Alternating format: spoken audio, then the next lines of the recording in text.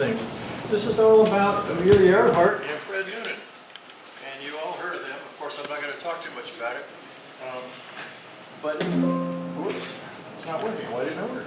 Go the other way. Patrons ask quite often. I like to talk, but we don't talk about women in aviation enough as far as I'm concerned, especially on a really short tours we do. But Amelia Earhart and her loss is really important to a lot of people. Well, at least they want to know. But interestingly enough, right now there's two investigations going on. One is by this TIGHAR organization, the Historic Group for Aircraft Recovery. And the other one is from the University, Purdue University. And Purdue University owned the airplane. Who knew? It was specially modified for her. They had several tanks to the thing. When they finally took off from Lae, New Guinea, they had 1,100 gallons of fuel. Nowadays we measure in weight, and they filled it up when it was hot gas. So in other words, they didn't get as much gas as they could have gotten if it was cold. That's important. So Jacqueline Cochran, of course, we have pretty much a display dedicated to her, and she was best friends with Amelia Earhart. Amelia Earhart, her first attempt, remember, she crashed the airplane, and while it was being repaired, she spent time at Cochran's ranch. And Cochran said, "Don't do this. This is suicide.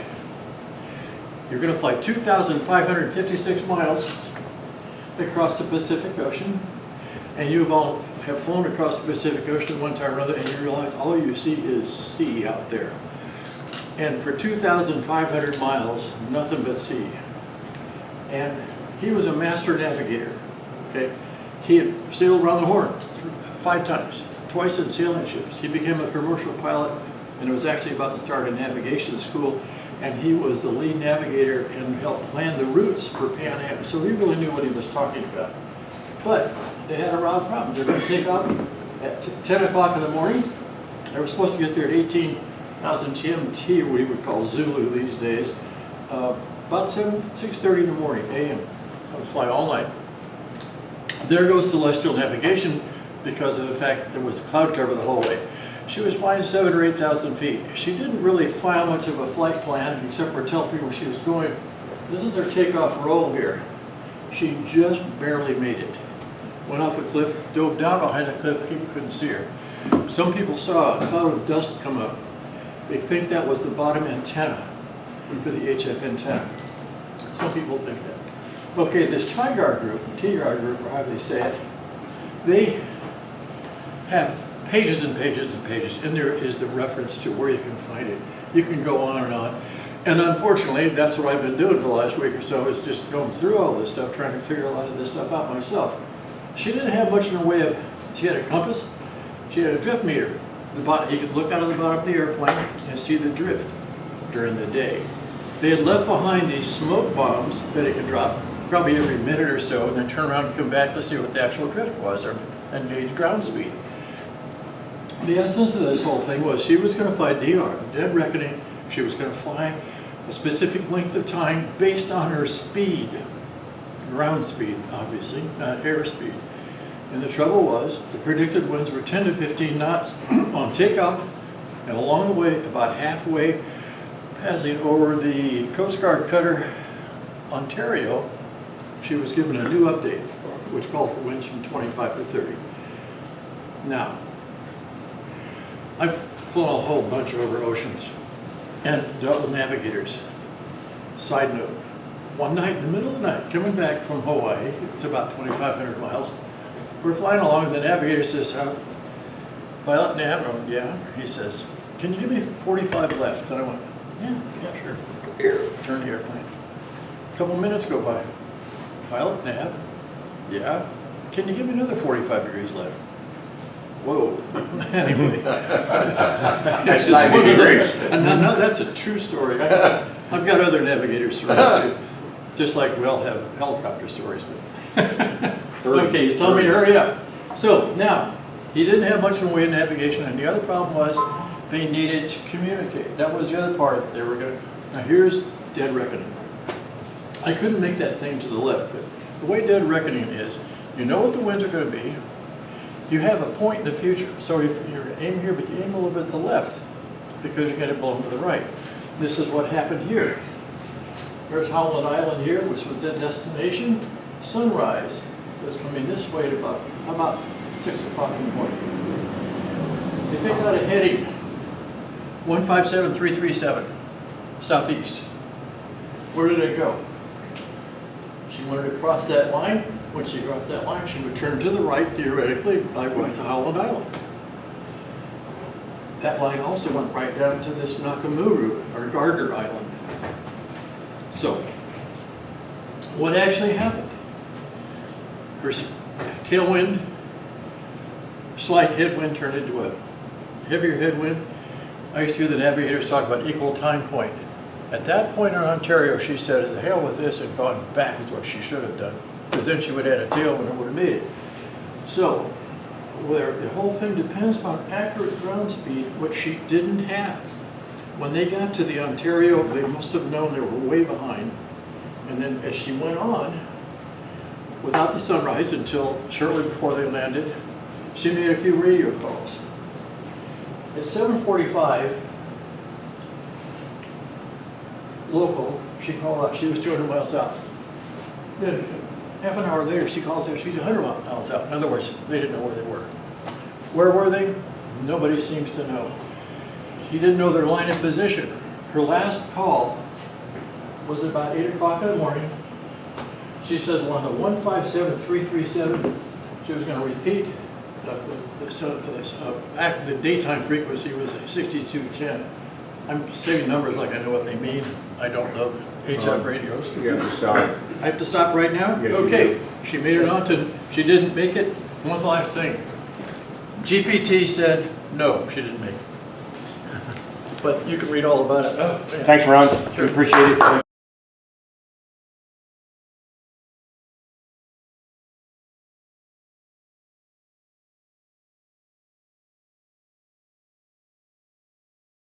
Good morning, everybody.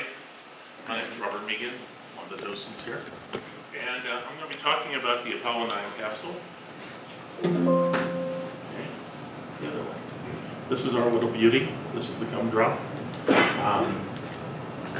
Very quickly,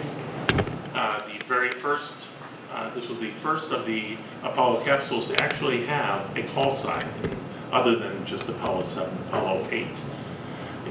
They say the reason for this was because you had the lunar module and the command module, but it's not entirely correct. It turns out that the Apollo 7 capsule was supposed to have a call sign too. Wally Schirra wanted it to be Phoenix for obvious reasons. NASA said no, for equally obvious reasons. So we're going to start by looking inside, because most of our visitors, when they get there, the first thing they do is take a look inside. And the first thing they say is, oh God, look how small it is. Well, it's actually quite large. So as we're looking at this, it's important to keep your sense of directions. As you look into the spacecraft, you're actually looking down. The coordinates for the spacecraft are from the crew's point of view. We are standing at the top. This is the bottom. This is aft. That is forward.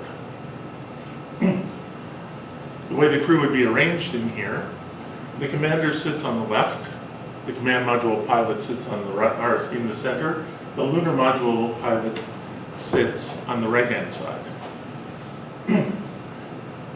For launch and re-entry, of course, they are lying on their backs with their feet up. The plates there have connections so your boots can lock into them, so your legs don't go flailing around. You are strapped in tightly. There is a scene in the movie Apollo 13 where they're being strapped in and the suit tech stands on the shoulder of one of the astronauts and pulls the harness tight. That is how they did it.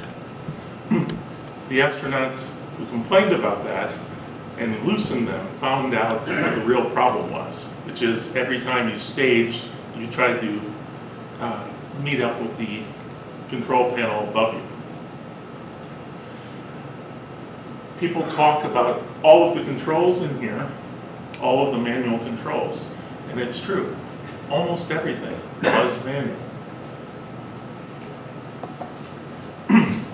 So, on the commander's side, behind him to his left, he has controls for the radio, the lights, he has a bunch of circuit breakers, and he has the toggles for turning on and off the reaction control system. There was dual reaction control systems for both the service module and the command module. You could choose to use both, which was the standard way, or if there was a problem, you could switch one or the other. Directly in front of him, his controls concerned launch, the launch vehicle, so he could see what was happening during the launch vehicle. His flight controls, re-entry, he has re-entry, and then post-landing, landing and post-landing controls. So he is essentially the person flying the craft. To do so, he has two controls. You can see them inside. On the right-hand side, he has what looks like a pretty obvious joystick. This is for rotation control of either the combined vehicles or later on just the single command module. You twist, you tilt, or you rock, and that is your rotation in 3 axes. For translation, there's a little T-shaped handle. It's on the left-hand side. He is the only one with this. The translation moves you forward, moves you backwards, side to side. Obviously, during docking, you need both of these controls. This control is interesting because it has a dual purpose. Up here, it has locked and armed. Right before liftoff, you switched it to armed. At this point, during flight, during the launch, the commander has his hand on this control. If he twists it to the right, it switches the launch vehicle to the backup guidance system. If he switches it to the left, it's the manual abort system. He is the only one on board who can abort during launch.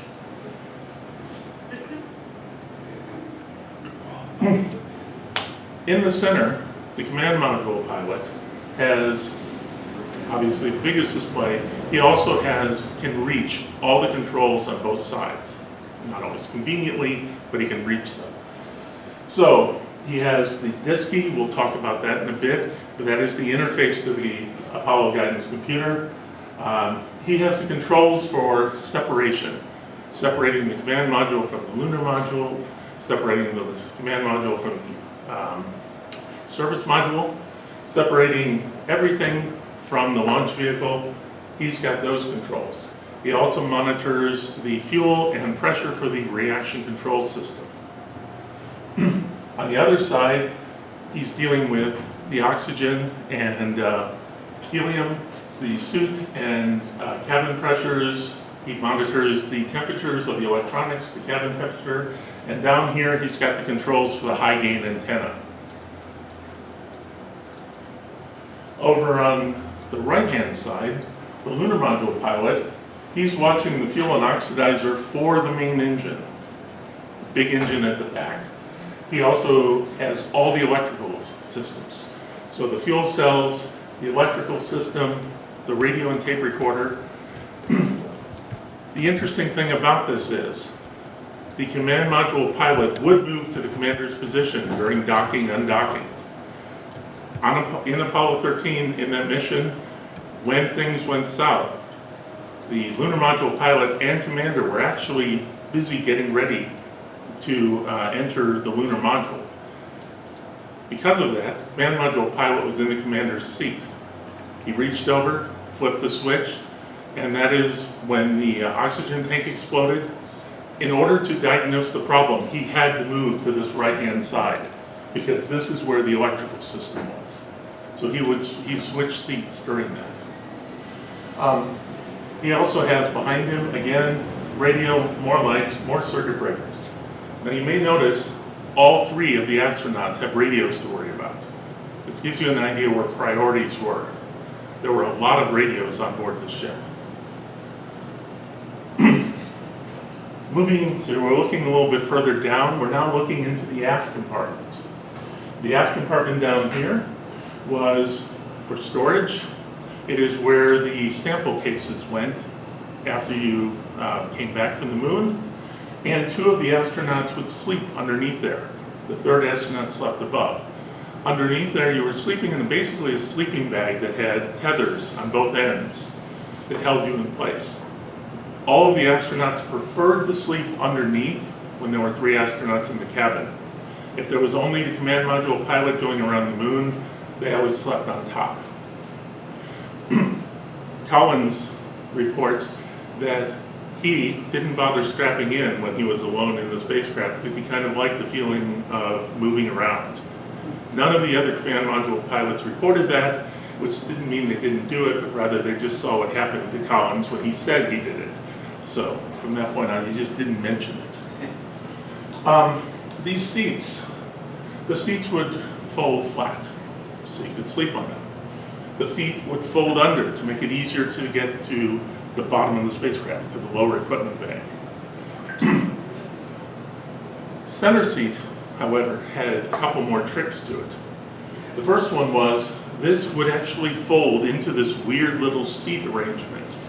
And this was for the astronaut who was doing the guidance and navigation business. The reason for that was it allowed him to lock his feet in place so that when he was busy doing corrections with the rotation system, he wouldn't be launching himself across the spacecraft. Interestingly, in the only photo I could find of an astronaut actually using that system, they were actually seated right there in there. The other thing is the center seat could be taken out and slid under here because if you were doing an EVA through the main hatch, the side hatch, either because of an emergency return or late in the last 3 missions when the command module pilot would get out and take either film back or any samples that were outside the spacecraft, this gave more room to get in and out, and it also allowed someone else to be there to take things from you. The Apollo 9 mission was the first one that was actually tried on. Worked perfectly until, as they were reassembling it afterwards, they discovered that in space, with the temperature changes, the pressure changes, the gravity changes, the spacecraft had flexed ever so slightly. Jamming the hip joint back into place took all 3 of them. The correction for that was very simple.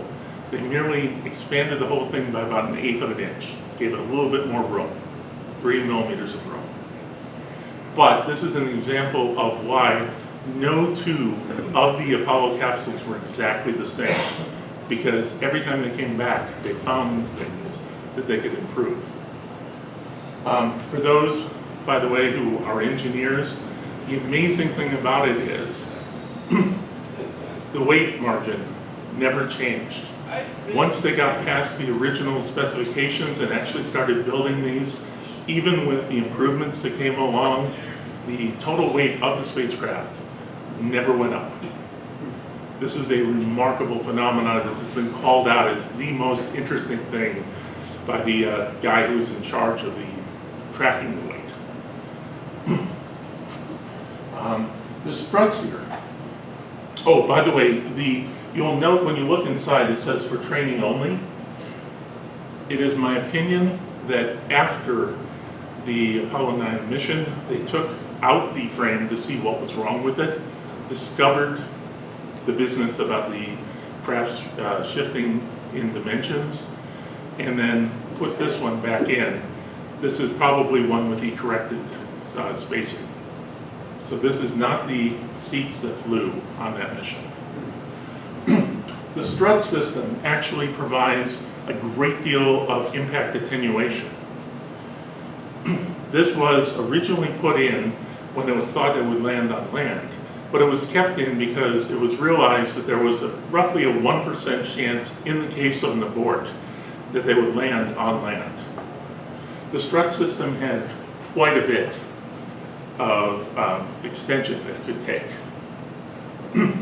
The only time it was ever used, that any extension was used, was on Apollo 15 where only 2 of the parachutes opened. And at that time, it moved a total of 1/4 of an inch.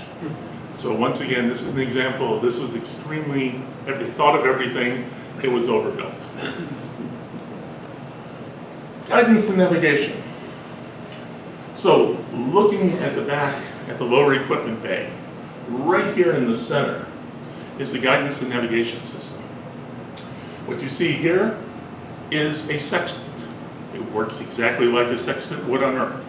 You could use a horizon either on the moon or Earth, aim at a star or planet, and then recalibrate where the spacecraft thought it was.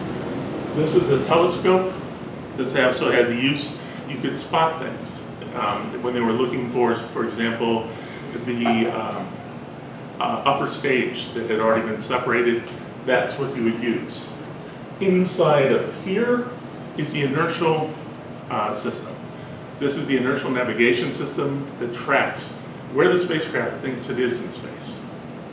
Over on the left here, there are 2 special gyros, and those are used during re-entry, and that is tracking the re-entry path. One tracks velocity, one tracks position. These 2 open spaces would have held electronics. This open space was a second disk key because as you were recalibrating the computer, you would be right there to keep typing numbers in. Right here, this rotation controller could be moved to there so that as you're trying to do a sextant, as you're trying to take your position, you move the craft until it lines up. So what do you program? There is one computer on board the Apollo spacecraft, the Apollo guidance computer. It is a box about this big. It holds 5K of RAM. It holds 17K of ROM. Your phone holds roughly 1 million times what this guy had. The clocks, your phone's about 1 million times faster. This is the DSPLAY. The DSPLAY had 3 outputs. They are 5-digit numbers. There's no decimal place. There is no label as to what those numbers mean. Depending upon the program you're running, they could mean anything like weight, they could mean position, they could mean velocity, anything. The program number, you would set the program for what you're trying to do. So if you're doing your guidance calibration, you'd set the program number. If you're doing anything else, re-entry, you'd set the program number. When you're landing on the moon, you had a DSPLAY, you'd set the program number for that. The program number for idle was 00. This became known as POO, P00. So if you ever hear anyone talking on any of the audio from the capsule and they talk about POO, this is what they mean, hopefully.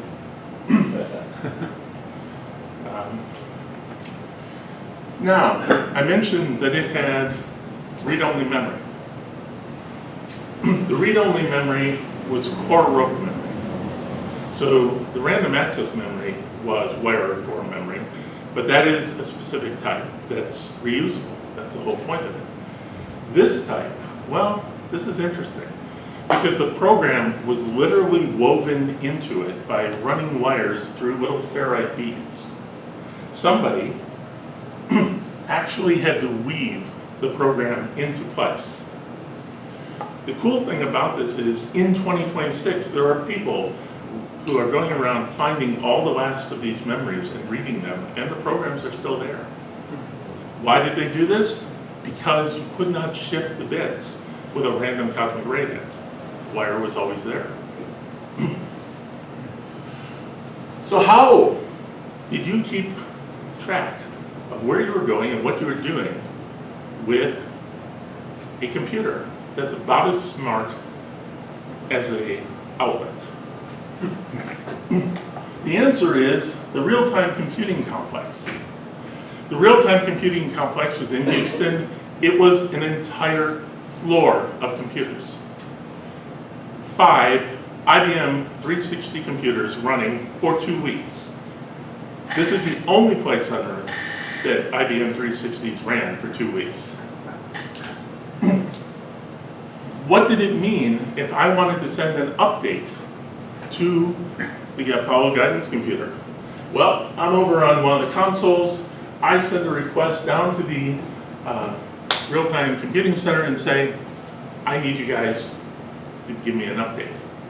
It would chug along merrily, and when they had one, it would appear on the screens for the flight controller and the computer commander. But when I say appear on the screens, we've all seen the displays that they have in mission control. For this one, there was actually a display down in the real-time computer center with a TV camera pointed at it, because you couldn't run it up to two consoles. So you'd be looking at a TV taking a picture of the screen. If everyone agreed that was correct, it would then go down from the 5 IBM 360s to 3 UNIVAC 464s, which would then double check it and convert it into a message. This would come to the console that is in charge of communication, who would decide where's this going to go. Which of the stations can see this spacecraft at this time? These would then be sent over to the Goddard Space Flight Center, where 3 more computers would say, okay, we got this. This is easy, no problem. We're now going to send the message over a dial-up modem to whichever station can see it. So let's say Canberra. But you know, things get screwed up. So we're also going to send that same message by teletype. It will come out on paper tape. They could feed the paper tape in if something goes wrong. It then goes, for example, to Canberra, where a computer, yet another computer, takes a look at this and says, okay, this is good. We're ready to send. At this point, they would contact the spacecraft and say, we have an update. In the spacecraft, you would turn the computer to the mode which would allow an update. This was very specific because they were worried about the Soviets sending false data to the spacecraft. Oh, wow. It would then upload to the spacecraft and would appear on the disk key as if it were being typed in. This was a form of redundancy. If there was a problem with the high-speed communication, you could read the numbers to the crew and they could manually type it in. But there was also the chance that you didn't have audio communications either. For this case, in each spacecraft, there were slide rules and calculation sheets, and the guys could do it themselves and type it in. What's more, during training, the astronauts walking down the hall would be randomly grabbed, shoved into a room, handed a packet with the problem and a slide rule, and told, go to it. You have 6 minutes. No pressure. So, having had some fun inside, let's look at how it's constructed. What we see on the outside is heat shield. It's all heat shield. There was a forward heat shield. We don't have this because it came off just before the parachutes opened. There's a crew compartment heat shield, and then there is the aft heat shield. Inside of that, we have the inner structure. The inner structure is actually the pressure vessel for the vehicle. It's a cylinder, once again with a truncated cone on top. There is a flat bulkhead, and then there's the docking tunnel. The construction of the inner structure is you have 2 sheets of aluminum sandwiching an aluminum honeycomb. The thickness of that honeycomb varied depending on where on the ship you were at. At the back, thicker. At the front, thinner.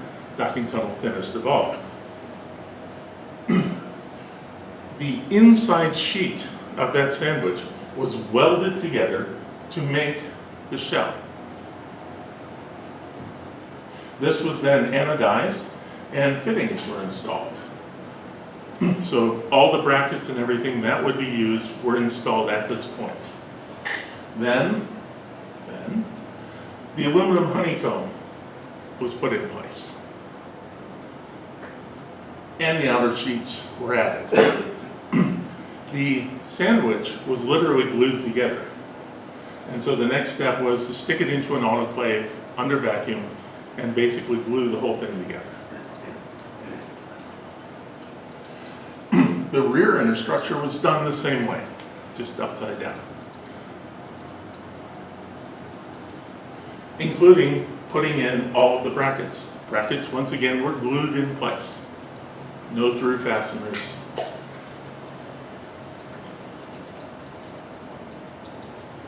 Then these two were put together. You have the lower and the upper assemblies. They were welded together, and the external to the inner structures were put in place. And this is what holds the fuel tanks, the oxygen tanks, the water tanks, the batteries for the command module. After that, you had your insulation. It was fiberglass insulation. It was not asbestos. We get that question. The batteries, everything you can see being put all the way around. And the windows were put in place. Internal equipment was installed. And now we'll go to the heat shield. The heat shield's construction was very similar, except it was a stainless steel sandwich this time. 2 inches thick for the aft heat shield, and then 6/10 of an inch thick for the others. Once that was assembled, a phenolic honeycomb was applied all around. For those of you who don't know, phenolic is a cloth that's impregnated with resin. It's very stiff, very brittle, but also doesn't conduct electricity, is terrible or a terrific insulator. These sheets were just stuck to it using, again, an adhesive tape. This was then milled to give the desired shape. Thus begins now we have to fill them. So, mixing up an epoxy mixture that included glass fibers and very tiny hollow beads of phenolic to lighten it. This was then applied into the individual cells, 370,000 individual cells, one at a time, by hand. You can only imagine.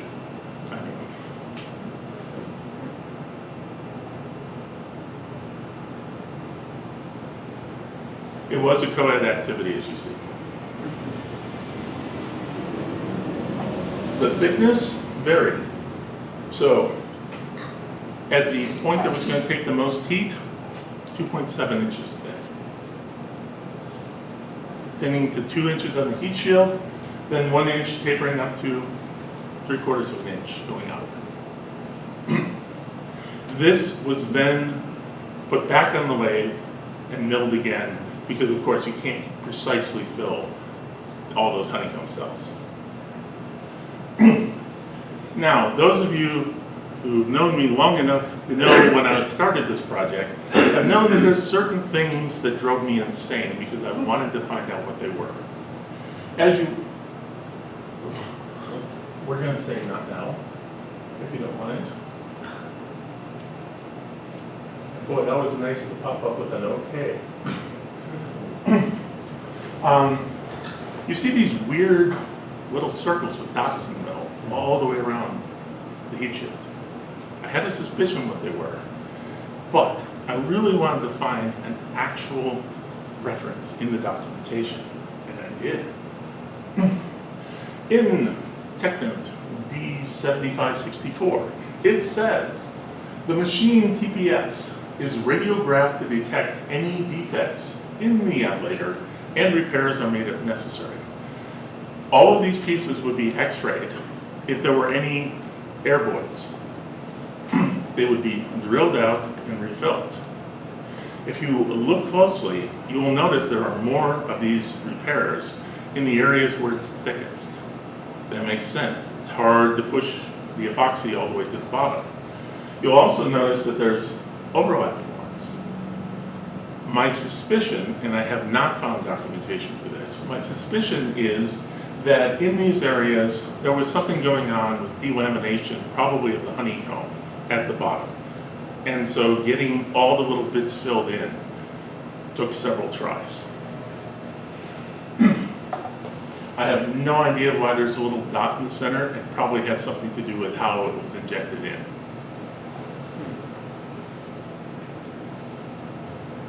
So, now we get to Jerry's question about how you wrap a drug product. So the very first thing, the first thing to say is, if you look at photos of the other command modules, ours looks the rattiest. Everyone else has nice brown ones, they're all even colored, they all look great.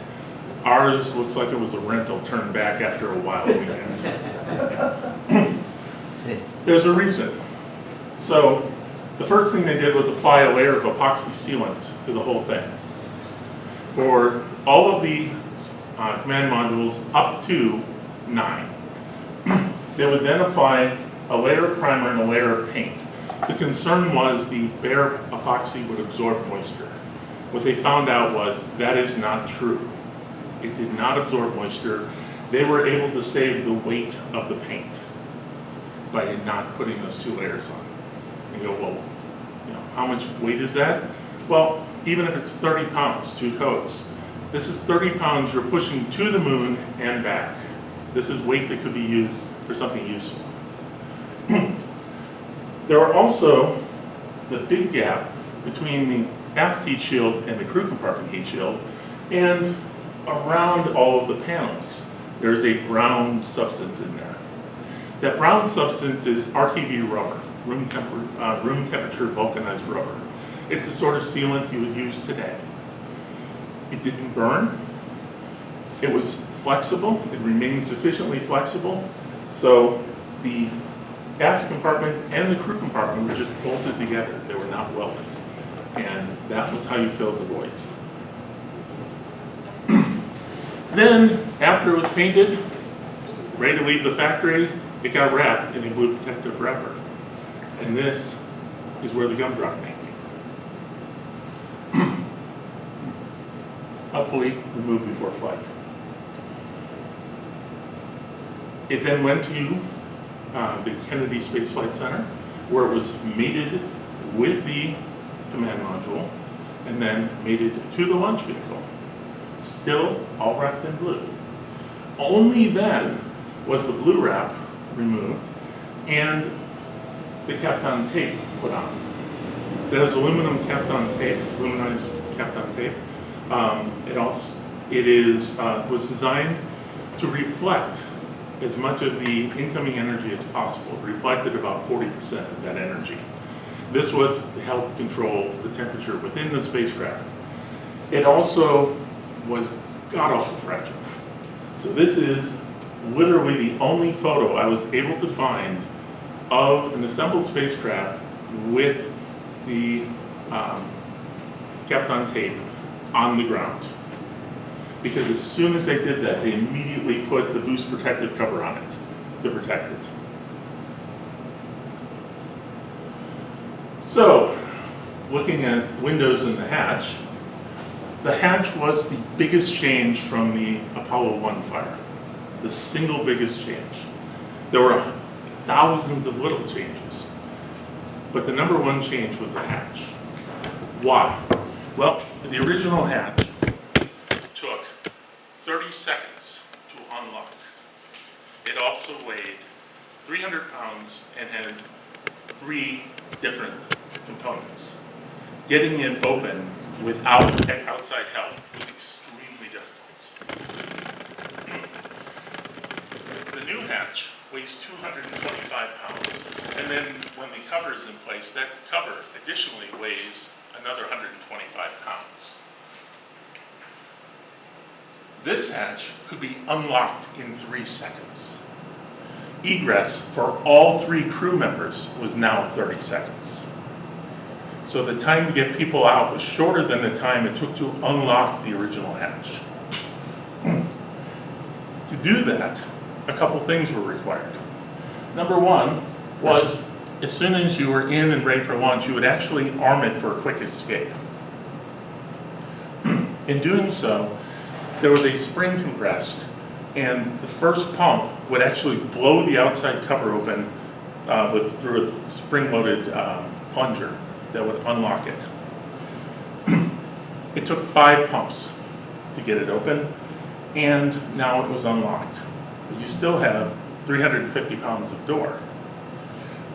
Down here, underneath this, there are 2 nitrogen-filled gas cylinders. These cylinders are like you find on your automobile hood or anything else. They push the weight out. There's 2 because it was designed to be open in flight. And in order to do so, you would want to turn it down so it didn't slam open. And then after you vented it, when your EVA was concluded, you would rearm it. When you read the literature for this, there's this beautiful line. Actually, it was in a video, one of the closeout videos. This beautiful line where they were talking about this, and they said, and this allows the hatch to be opened and closed conveniently by one person inside or outside the spacecraft. At that time, they now show somebody closing out the spacecraft. There are 3 techs, all of whom are leaning on the hatch to get it shut. This thing was going to open. The actual instructions for it, this is the emergency procedure page. Number 1, just make sure that it's set to unlatch. It should have been, but make sure. Grab the handle and pump 5 times. This will take less than 3 seconds. The command module pilot's job to do this. I can imagine if you were on fire, this would take a lot less than 3 seconds to do 5 pumps. That is the complete instructions for getting out. There are 5 windows on the spacecraft. There are 2 side windows, those are the big rectangular ones. There are the 2 rendezvous windows that look up. And then there's a window in the hatch. These windows all had the same basic construction. The construction was a double pane window in the pressure vessel, in the inner structure. This was about anywhere from 0.2 to 0.25, depending on which window, of an inch of aluminum silicate glass. This is very tough glass. This is the predecessor of what we now call Gorilla Glass, the stuff that they make phone screens out of. So you can imagine how a 1/4 inch of that's going to take a lot of impact. The outer piece of glass was mounted in the heat shield. It was part of the heat shield structure. It was designed to protect from the heat. It was designed to protect from micrometeor hits. It was 3/4 of an inch of fused silica, essentially quartz. These were coated with anti-reflection coatings. On the outside, there was a magnesium fluoride coating. This is the sort of thing you get on camera lenses. It helps prevent glare. And then there was what they called the blue-red coating. This limited the amount of infrared and ultraviolet light that could come through the capsule. It's interesting to read the Apollo experience reports. These were written in the early 1970s to capture lessons learned. The one talking about the window says, our #1 problem. We did the windows with the assumption that they were part of the structure. And we had structural engineers figure everything out, and that was great. We tested the windows for strength, everything was perfect. But you know, we never actually thought about the fact that it's glass. And glass is a special material. Going forward, it'd be really good to have somebody who knows something about glass on this thing. What were the problems? Well, a lot of assumptions were made that if everything worked just fine without the coatings, with the coatings, it'd be just as fine. Until they had to clear off a couple of these side windows because they wanted to do photography that had ultraviolet and infrared.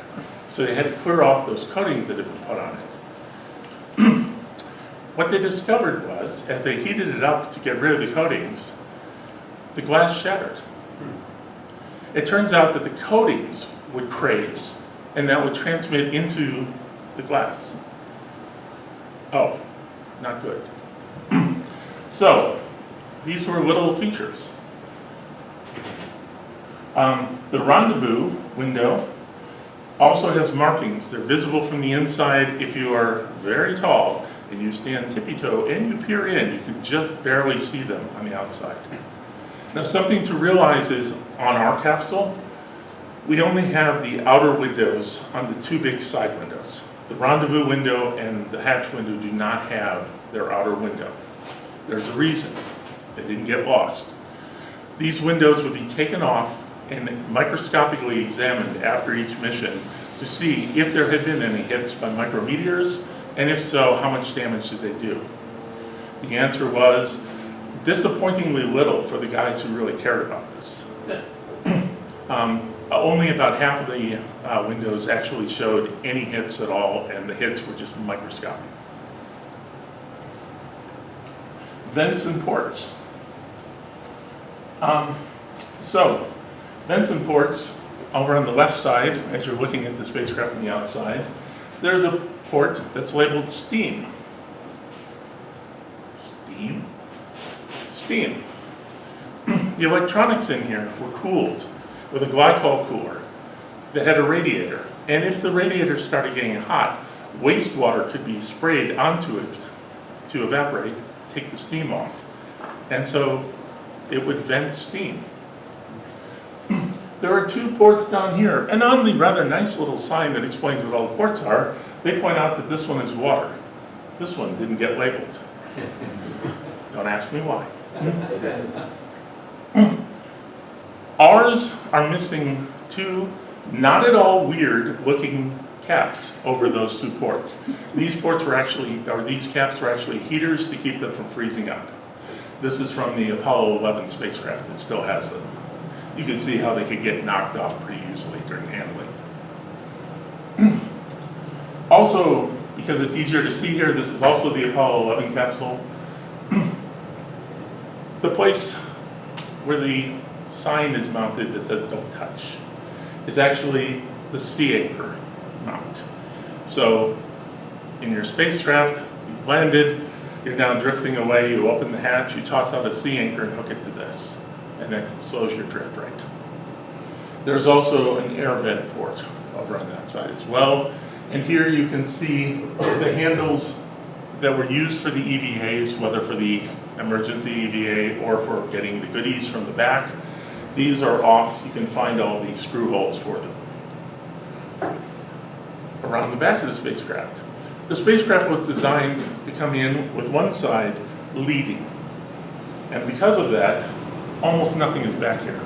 You protect the windows, you protect the doors because they're the most vulnerable areas, and you make this as plain as possible.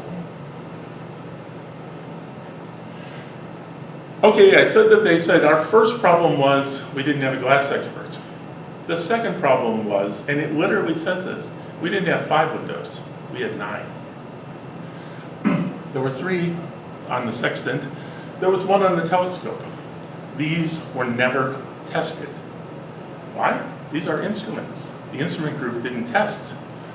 They didn't have the same requirements. This was noted as a lesson learned. As it turns out, afterwards, they did go back and test them and found out that they were more than adequate, but nobody knew that. The good news, and this is literally listed as the good news, is if one of them had blown out, it would not have violated the amount of space that would be needed, or it would not have caused enough evacuation fast enough, the astronauts couldn't have gotten into their spacesuits. Doesn't sound like good news to me, but hey, you take what you get. At the bottom is the belly button. What? This is the umbilical. You have to get all of the air, fuel, electric, water, and command signals to and from the service module. And no one gets to go out and unplug that when the time comes. So you have this umbilical, it's in a container.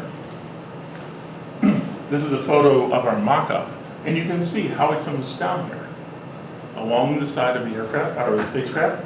You'll notice it is slightly offset from 180 degrees so that the reaction control thruster doesn't impinge directly upon it. And it's in this case. So what happens when it's time to separate? Well, first of all, This is what it looks inside, the bundle with all the hoses, wires, connections. When the time comes to separate, I mentioned that there is the command module, service module separation switch. You flip it. Within 80 microseconds, there are booms everywhere. The first boom is there are guillotine blades that will slice up and down through that. You only need one that would make it all the way through, but there was redundancy. These were fired by redundant charges as well. So it would literally just blast a knife right through, cutting all those hoses, wires, and everything else. At the same time, the explosive bolts holding the two spacecraft together would, well, the nuts would detonate, allowing the spacecraft to drift apart. And the umbilical would swing back under spring pressure. So now we're underneath the spacecraft. Mentioned we are sitting on the service module. There are 6 fiberglass pads that it's sitting on. 3 of those pads had these connecting bolts. Where are they now? Well, interestingly, those 3 are where we are holding up the spacecraft. Why? Well, these are the places that were designed to support the weight of the craft. This is the strongest load path through the spacecraft.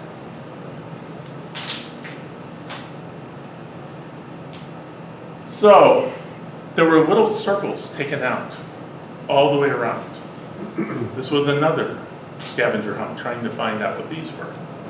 It turns out that these spacecraft would be returned to North American, and that they would do core samples.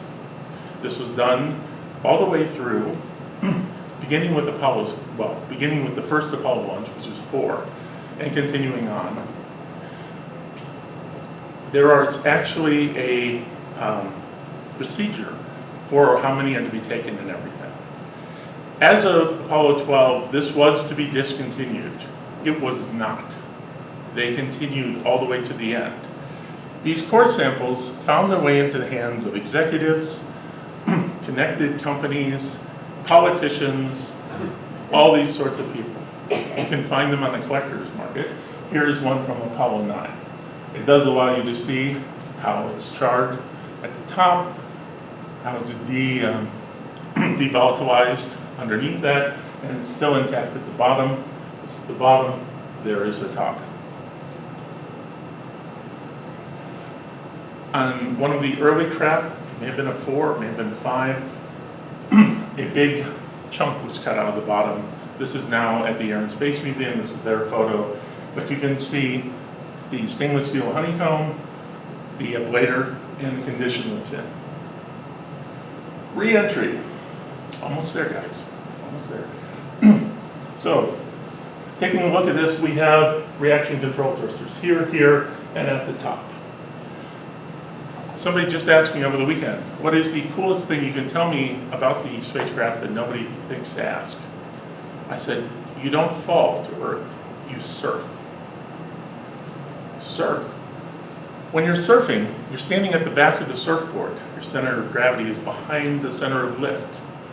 You want to go right, you lean, you go that way. You want to go left, you lean, you go that way.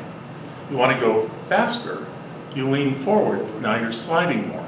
You want to slow down, you lean back, now you're pushing. That is how the spacecraft worked.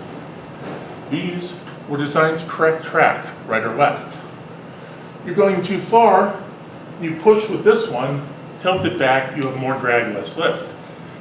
Not far enough, you lean forward, you go farther. You'll notice that these are the most heavily used, that is next most heavily used, these, and then these on the side were not used at all. That's just how it worked. Coming back down after you re-enter, at 24,000 feet, the good stuff happens. First, the forward apex cover comes off, the heat shield. Now parachutes start opening. 2 parachutes fired out of the mortars on the top. They are roughly 14-foot diameter, very long cords. They convert you from sliding through the air to falling down, and they prevent you from tumbling. From that moment on, everything is timed. A few seconds later, they pop off. Then, 3 small motors fire 6-foot parachutes. These are the pilot parachutes that pull the main parachutes out. To show you, when we were watching, my wife and I were watching the Artemis return, she looked at me and said, "Why are you counting?" And I said, 3, 2, 1, shoots. And things would happen within a second or two of the Apollo timing. That's how similar these are. These are the parachutes. There were 3 people who were allowed to pack parachutes. Each parachute took about a week to pack. The 3 people were not allowed to travel in the same vehicle. That was actually a rule. The parachutes, after being folded, were put into a hydraulic press and pressed for 3 days until they reached the density of maple. That's how they got them in that space. We can see that up here, this is where the drogues came from. This is one of the parachute compartments. Parachute, you just saw it, would have been sitting here. Underneath here was the flotation device, the uprighting device. You see, a cone like this can float 2 ways, stable 1 or stable 2. Stable 2 is your head down. Coincidentally, half of the spacecraft landed in each configuration. This one's a little awkward, so there were 3 bags that were filled by a compressor that could upright the spacecraft. That hoop right here is not for lifting the spacecraft up. It is an alternative in case the bags didn't work. The helicopter could drop a hook and that would flip it back up. And questions, and I'm 2 minutes over. I'm sorry. Great job, Robert. I have one about the abort handle you talked about. Yeah. Abort when? Like you could turn the candle off, or? During launch, you have the launch escape tower on top of you.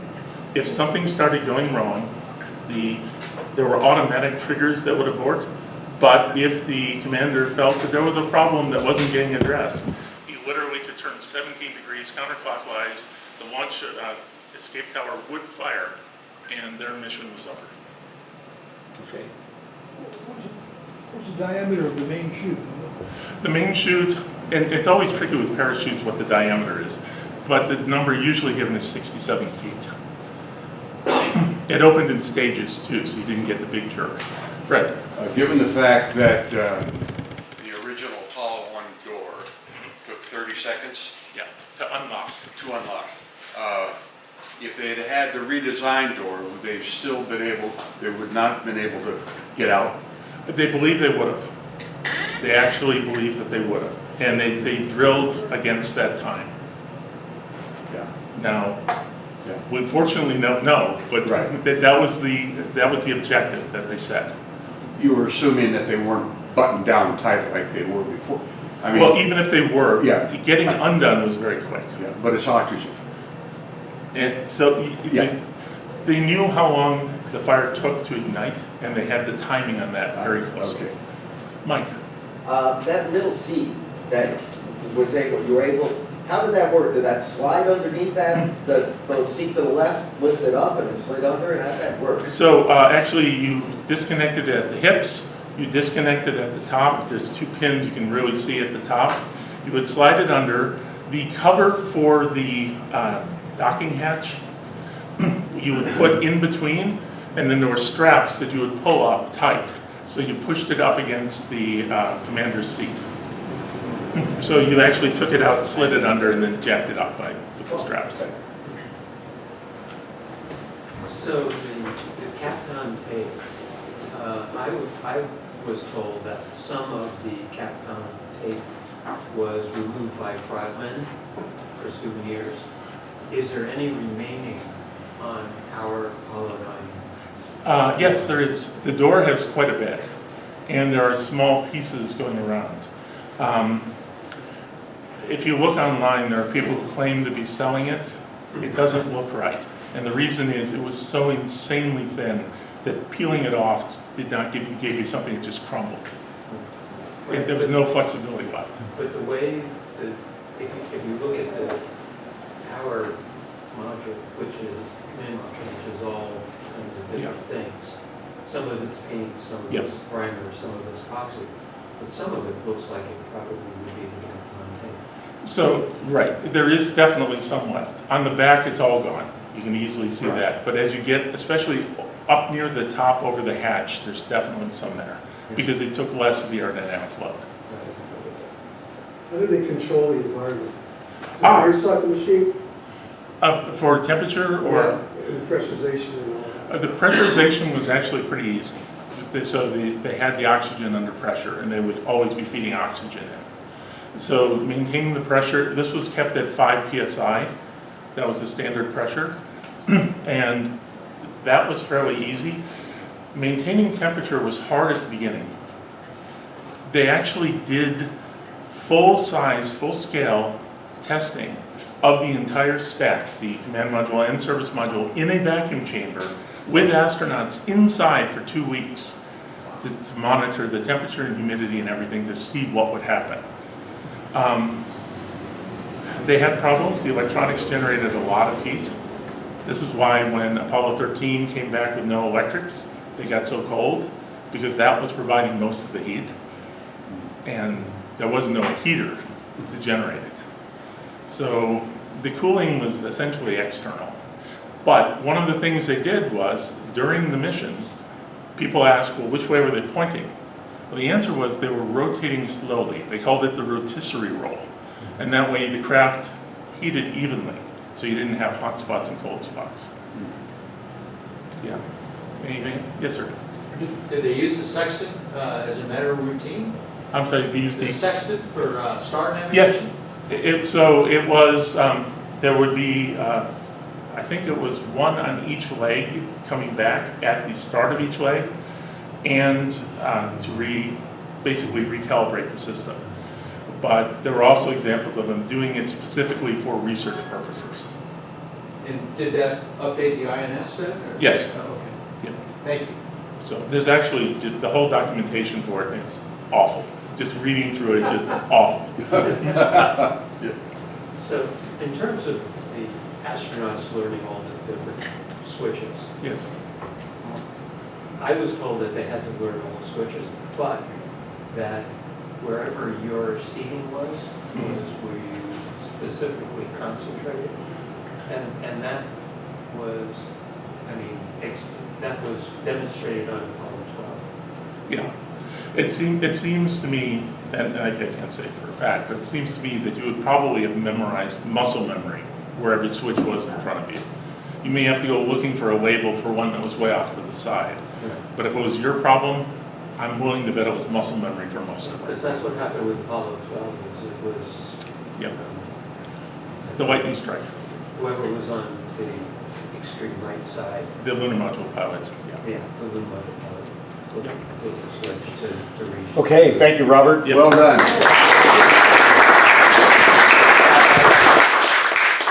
Okay, the next section is going to